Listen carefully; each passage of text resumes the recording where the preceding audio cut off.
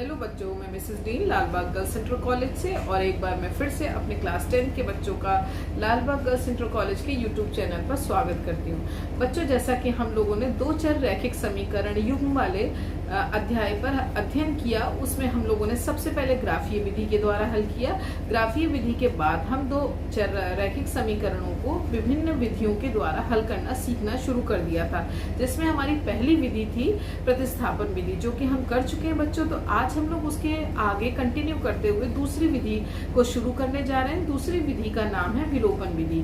तो सभी बच्चे हम लोग विलोपन विधि के द्वारा दो चर रैखिक समीकरणों को हल करेंगे। तो बच्चों चलते हैं दो चर रैखिक समीकरण वालों को किस तरीके से विलोपन विधि के द्वारा सॉल्व किया जाता है। जैसे कि बच्चों यहाँ पर मैंने अलग अलग कंडीशंस लेते हुए कुछ सवाल रखे आपके सामने। अब यहाँ पर बहुत ध्यान से बच्चों सुनना है। वैसे तो ये ऐसा नहीं है कि हम लोग इसे फर्स्ट टाइम कर रहे हैं, ये हम लोग क्लास 8th में भी बड़े अच्छे से हर एक विधि को सीख चुके थे, विलोपन विधि भी और प्रतिस्थापन विधि भी। लेकिन चूंकि 1-2 साल के बाद गैप हो जाता है, हर एक चीज़ में मसला ये आ जाता है कि बच्चे भूल भी जाते हैं, तो कोई ऐसा इशू नहीं। लेकिन आप यहाँ पर फिर से बहुत ही सावधानी पूर्वक इन सब चीज़ों को, बातों को बच्चों ध्यान से सुनेंगे। देखिए, विलोपन विधि हमारी क्या होती है कि कोई चीज़ को विलुप्त करना। अब यहाँ पर हमारे पास दो चर राशियाँ होती हैं, एक होती है x वाले पद में और दूसरी होती है y वाले पद में। तो कोई भी इन दोनों समीकरणों में कोई भी एक चर राशि वाला पद हमें बिल्कुल गायब करना होता है, यानी कि विलुप्त करना होता है। तो इसीलिए इस विधि का नाम विलोपन विधि रखा गया। अब देखिए किस तरीके से हम लोग विलुप्त करते हैं, यानी कि गायब करते हैं। उसके लिए एक एक कंडीशन उठाते हैं। सबसे पहले फर्स्ट कंडीशन यानी प्रथम स्थिति।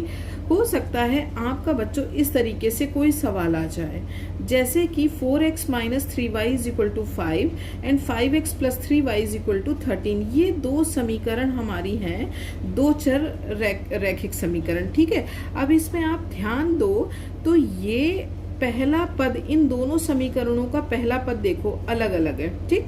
लेकिन हम देखते हैं कि इस दोनों समीकरणों में जो दूसरा वाले पद हैं वो दोनों के दोनों समान हैं, 3y, और ये प्लस का 3y है और ये माइनस का 3y, ठीक। तो अब यहाँ पर ये जब समानता हमें पदों की मिल गई, लेकिन चिन्ह हमारे विपरीत कंडीशन में है, तो ये बड़ी आसानी से कट करके क्या हो जाएगा, शून्य हो जाएगा। मतलब कोई वैल्यू नहीं होगी, क्योंकि हम 3y में -3y करें तो क्या हो जाएगा, शून्य, मतलब कोई भी नहीं। तो कितनी आसानी से ये अपने आप से ही विलुप्त हो गया, यानी कि गायब हो गया। यानी यहाँ से इसका हमने बड़ी आसानी से विलोपन कर दिया बिना कुछ करे। तो ये कंडीशन पहली ऐसी भी मिल सकती है कि आपको दोनों चर रैखिक समीकरण में आपके चिन्ह अलग अलग हो पर पद समान हो, तो ये अपने आप से कैंसिल हो जाएगा। तो किस तरीके से कैंसिल हो जाएगा, ये वाली जो कंडीशन आएगी वो इस तरीके को कहते हैं समीकरण 1 और 2 को जोड़ने पर। क्या कहते हैं, समीकरण 1 और 2 को जोड़ने पर, क्योंकि जब हम जोड़ेंगे तभी तो ये वाला पद पूरा कट के क्या हो जाएगा, शून्य, और ये आपका आ जाएगा 9x और ये आपका आ जाएगा 18। और बड़ी आसानी से हम x की वैल्यू निकाल देंगे, x = 2। अब जो x का मान आएगा वो समीकरण 1 या 2 किसी में भी रख करके y का मान निकाल लेंगे, ठीक है। तो यहाँ पर क्योंकि हमने कोई चिन्ह नहीं बदले, अपने आप से ये दोनों पद समान हो गए और चिन्ह भी विपरीत हो गए, एक प्लस में हो गया एक माइनस। तो जैसे ही हमने जोड़ा तो ये शून्य हो गया और ये 9x हो गया और ये 18 हो गया। हमने बड़ी आसानी से x का मान निकाल दिया। तो बेटा एक तो ये हो गई हमारी फर्स्ट कंडीशन विलोपन विधि के द्वारा कि अपने आप से पद हमारे किस तरीके से विलुप्त हुए। अब हम आते हैं सेकंड कंडीशन में। सेकंड कंडीशन में बच्चों क्या है, हम यहाँ पर भी दो समीकरण देख रहे हैं, दो चर राशि वाले समीकरण। पहली समीकरण है 2x + y = 4, दूसरी समीकरण है 2x + 3y = 8। यदि दोनों समीकरणों को हम अच्छे से देखें तो हम देखते क्या है कि दोनों समीकरणों के पहले पहले पद समान हैं। बिल्कुल, यहाँ भी 2x है और यहाँ भी 2x है। ध्यान से दिख रहा है ना बच्चों सभी को। अब जब समान है लेकिन ये इसके जैसे नहीं है, ये मत जाना कि ये सेकंड पद में है ये फर्स्ट पद में ना।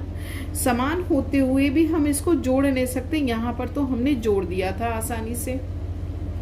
क्योंकि जैसे ही जोड़ा वो कैंसिल हो गया, यानी 0 आ गया। यहाँ पर यदि हम जोड़ देंगे, यहाँ पर भी हमें कुछ करना नहीं, क्योंकि दोनों पद समान है तो ये बड़ी आसानी से विलुप्त हो सकता है। बट जोड़ने पर नहीं, क्योंकि जुड़ा तो सब जुड़ जाएगा, ये 4x हो जाएगा, ये 4y हो जाएगा और ये 12 हो जाएगा। तो हमें जोड़ना नहीं है, क्योंकि जोड़ने पर तो हमारी क्या हो गई, प्रॉब्लम वहीं की वहीं अटक गई, सॉल्व तो हुई नहीं। तो इस तरीके के समीकरण में जब पद समान निकले और हमें विलुप्त करना हो, यानी कि यहाँ से गायब करना हो, तो ऐसे में हम कहते हैं समीकरण 1 और 2 को घटाने पर। क्या कहते हैं, समीकरण 1 और 2 को घटाने पर। तो जो घटाने वाली कंडीशन होती है, तो हम नीचे वाले समीकरण के, यानी सेकंड समीकरण के नीचे से के अकॉर्डिंग चिन्ह बदल देते हैं। प्लस होगा तो माइनस हो जाएगा, और यदि माइनस होता तो प्लस हो जाता। फिलहाल यहाँ के लिए तो प्लस है तो ये प्लस का माइनस हो गया, ये भी प्लस है तो ये भी प्लस का माइनस हो गया, और ये भी प्लस है तो प्लस का क्या हो गया, माइनस हो गया। ये मैंने रेड पेन से चिन्ह दिखाए हैं जिससे कि आपको अलग से दिखे। अब बच्चों इस तरीके का देखिए, बड़ी आसानी से घटा दिया, तो घटते ही ये क्या हो गया, कैंसिल, क्योंकि ये प्लस का हो गया, अब ये माइनस का हो गया, तो 2 में से 2 गया तो क्या हुआ, 0। अब यहाँ पर क्या बचेगा बच्चों, -2y, क्योंकि यहाँ पर अब ये माइनस का 3y हो गया, माइनस के 3y में से प्लस का y जाएगा तो 2y बचेगा। बट साइन चूंकि बड़ी संख्या का जो होता है हम वही लिखते हैं, माइनस का, इसलिए माइनस लिखेंगे, और इज इक्वल टू इधर क्या आ जाएगा, -4, क्योंकि 4 में से तो 8 जाएगा नहीं, आप 8 में से 4 माइनस करोगे तो 4 होगा। चिन्ह चूंकि बड़ी संख्या का है माइनस, इसलिए माइनस लग जाएगा, दोनों तरफ के माइनस कैंसिल हो जाएंगे, y का मान निकल के आ जाएगा 2। और इसी तरीके से जब y का मान निकल आएगा तो आप चाहे समीकरण 1 में रख लेना या 2 में, तो हम आपका x का मान भी हम इसी तरीके से निकाल पाएंगे। तो बच्चों मुझे जहां तक उम्मीद लगती है कि आपको प्रथम स्थिति और द्वितीय स्थिति अच्छे से समझ लग गई होगी। अब थर्ड स्थिति देख लेते हैं। अभी मैंने आपको फर्स्ट और सेकंड पूरी सॉल्व नहीं करी है, अभी हम एक क्वेश्चन पूरा सॉल्व करके बताएंगे। यहाँ मैंने आपको सिचुएशंस दिखाई हैं। तो थर्ड सिचुएशन यानी कंडीशन हमारे सामने कैसे रख सकता है, हो सकता है सवाल में कोई भी पद समान ना हो, क्योंकि आप क्वेश्चन नंबर 1 में देख रहे थे सेकंड पद समान निकले, आप फर्स्ट क्वेश्चन में देख रहे थे कि यहाँ समान निकले, कुछ करना नहीं पड़ा। अब आप थर्ड कंडीशन देखो, जो सिचुएशन हमारे सामने आ गई कि कोई भी पद समान नहीं, देखिए कितने खराब तरीके से इन्होंने समीकरण दे रखी हैं। 2 दे तो रखी है बट बड़ी अजीब, ना तो कोई पद समान है और इधर उधर कर रखी। या हो सकता है इस तरीके से सवाल दे दें, लेकिन आप इसे भी देखो ध्यान से, तो यहाँ पर भी आपको क्या समझ लग रहा है, हमें ये समझ लग रहा है कि यहाँ भी ना तो x वाला पद समान है ना y वाला पद समान है। तो बच्चों जब इस पहले अभी हम इस वाले को सॉल्व करना बताते हैं। बच्चों जब हमारे पास इस तरीके की समीकरण मिल जाती है जिसमें कोई भी पद समान ना हो, तो सबसे पहले हमारा थंब रूल है कि सबसे पहले हम कोई एक चर राशि वाला पद समान कर लेते हैं, चाहे वो x वाला कर लीजिए चाहे वो y वाला कर लीजिए, डिपेंड्स ऑन यू, आपकी मर्जी है। देखिए यदि हम y वाले पद को समान कर लें तो हमारे लिए ये आसान हो जाएगा कि हम इसको जोड़ लेंगे।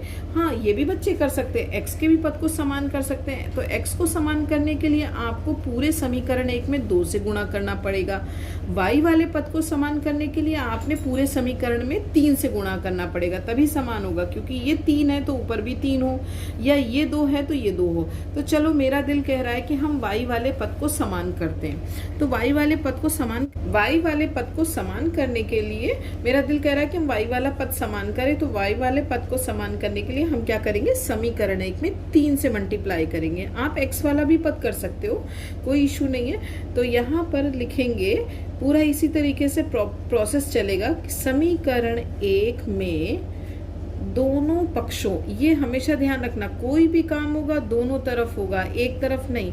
समीकरण 1 में दोनों पक्षों में 3 से गुणा करने पर, ठीक है। तो अब समीकरण 1 लेना है, दोनों पक्ष लेने, यानी इस तरफ लेफ्ट हैंड साइड का भी और राइट हैंड साइड का। तो क्या हो जाएगा, 3x plus 3y is equal to 3 5 15। अब हमारे पास ये समीकरण क्या बन गई, 3 नई समीकरण बन गई। अब हमने क्या करना है, समान हो गया, ये y का भी 3 हो गया और सेकंड समीकरण के हिसाब से ये भी हो गया।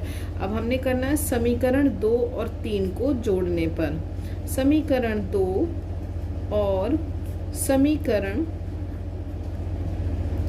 3 को जोड़ने पर, क्योंकि अब जो 1 है वो हमारी 3 बन चुकी है ना, और 2 जैसी है वैसी रही, तो 2 हमारी क्या थी बेटा, 2x - 3y = 4, और जो 3 है वो क्या हो गई, 3x + 3y = 15। हमें अब इसमें कुछ नहीं करना क्योंकि ये जोड़ने पर हो गया ना, ये अपने आप से ही पूरा कैंसिल हो गया, और ये हो गया 2x + 3x 5x और = 19।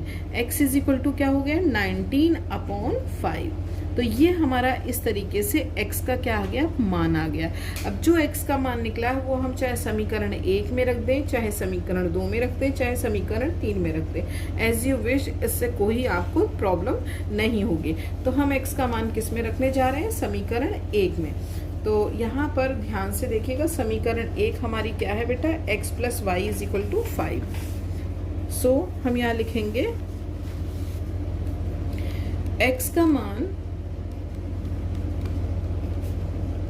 समीकरण 1 में रखने पर x + y = 5, x था हमारा 19/5 + y = 5, y = 5 - 19/5, ये फ्रैक्शन में नहीं तो अपॉन 1 कर दिया, 5 आपने एलसीएम ले लिया, 25 - 19 और ये हो जाएगा 6/5। ये आपका y का आंसर आ गया। तो इस तरीके से हमें आसानी से हमने 2 चर रैखिक समीकरणों को विलोपन विधि के द्वारा सॉल्व किया। x का मान आ गया 19/5 एंड y का मान आ गया 6/5। तो बच्चों ये आपको अच्छे से समझ लगा होगा। ये तो एक सिंपल क्वेश्चन था, जबकि हमारे क्या थे, पद समान नहीं थे। लेकिन एक और कंडीशन देखो, यहाँ भी पद समान नहीं है, लेकिन समीकरणों को इन्होंने बड़ा ही आगे पीछे आड़ा तिरछा रख दिया। मतलब जितना इनसे हो सका इन्होंने इस समीकरण को बड़ा ही खराब तरीके से रखा। लेकिन कोई बात नहीं, हम इस समीकरण को भी बड़े अच्छे से मतलब है बड़ी खूबसूरती से इसको लगा सकते हैं। आपको बस ध्यान देना है, ये हमारी क्वेश्चन है। इस तरीके से आ जाए तो क्या करोगे, तो सबसे पहला आपका बेटा काम होगा कि लेफ्ट हैंड साइड में सारे चर राशियों वाले पदों को रखोगे और राइट हैंड साइड में सारे अचर राशियों वाले पदों को रखोगे। तो इसको जब हम समीकरण, जो पहली वाली समीकरण है, इसको हम यदि थोड़ा अच्छा लिखें तो ये हो जाएगा 3x - 5y = 4, क्योंकि जब -4 इस तरफ ट्रांसफर होगा तो +4 हो जाएगा। अब दूसरी समीकरण को हम क्या लिख सकते हैं, 9x - 2y = 7। तो हमने इन्हीं समीकरण को इस तरीके से भी लिख सकते हैं। क्लियर हो रहा है ना आपको, देखो बच्चों, क्योंकि जब 2y इधर आएगा तो माइनस का 2y हो जाएगा और 7 अपनी जगह रहेगा। तो अब ये तुम्हारे हिसाब से जैसी समीकरण हम देख रहे थे वैसी बन गई। अब जब बन गई है तो हमने अब इसको बड़ी आसानी से सॉल्व करना है, किस तरीके से, पदों को समान करके, क्योंकि पदों को समान करेंगे तभी विलुप्त भी होंगे, नहीं तो विलुप्त नहीं होंगे। अब विलुप्त करने के लिए क्या करना पड़ेगा, आपने कोई भी एक पद को एक सा करना होगा। तो देखो यहाँ पर यदि हम x वाले पदों को देखें तो यदि यहाँ 9x है तो यहाँ 3x है, तो 3 में ऐसा क्या कर दे कि 9 आ जाए, तो 3 को 3 से मल्टीप्लाई कर दे तो 3 3 ज़ा 9 आ जाएगा, एक सा हो जाएगा। ठीक, एक तो ये तरीका हो गया।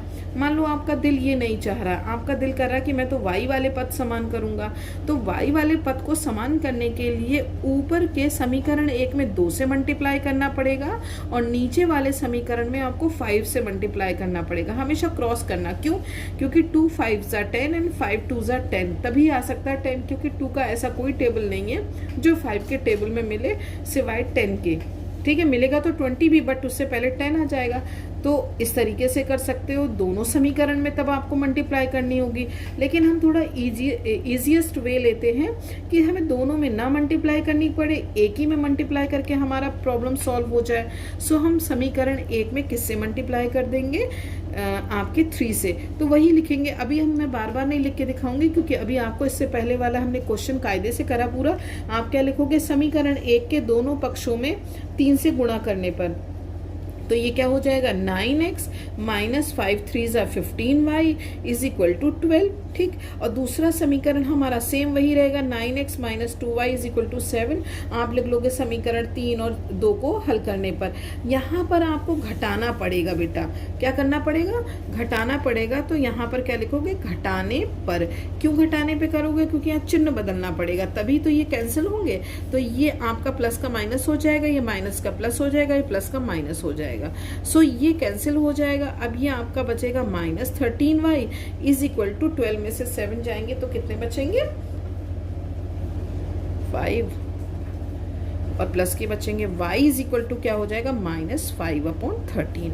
और अब इसी प्रकार से जैसे पहले आपने करा, y का मान समीकरण 1 में या 2 में रख दोगे तो आपका x मान निकल जाएगा। ठीक है, तो बच्चों इस तरीके से आप कर लीजिएगा। मुझे लगता है कि आपको अच्छे से समझ लग रहा होगा। यदि किसी तरीके की प्रॉब्लम होगी बच्चों तो आप व्हाट्सएप के ग्रुप पर भी फिर से पूछ सकते हो। और सब बच्चे अच्छे अपने खैरियत से होंगे अपने अपने घरों में। इसी उम्मीद के साथ मैंने आपको ये विलोपन विधि आपको होमवर्क में दे दी है, अब आप करिएगा। फिर हम नेक्स्ट टॉपिक के साथ फिर नेक्स्ट डे फिर मिलेंगे। ओके बच्चों, बाय।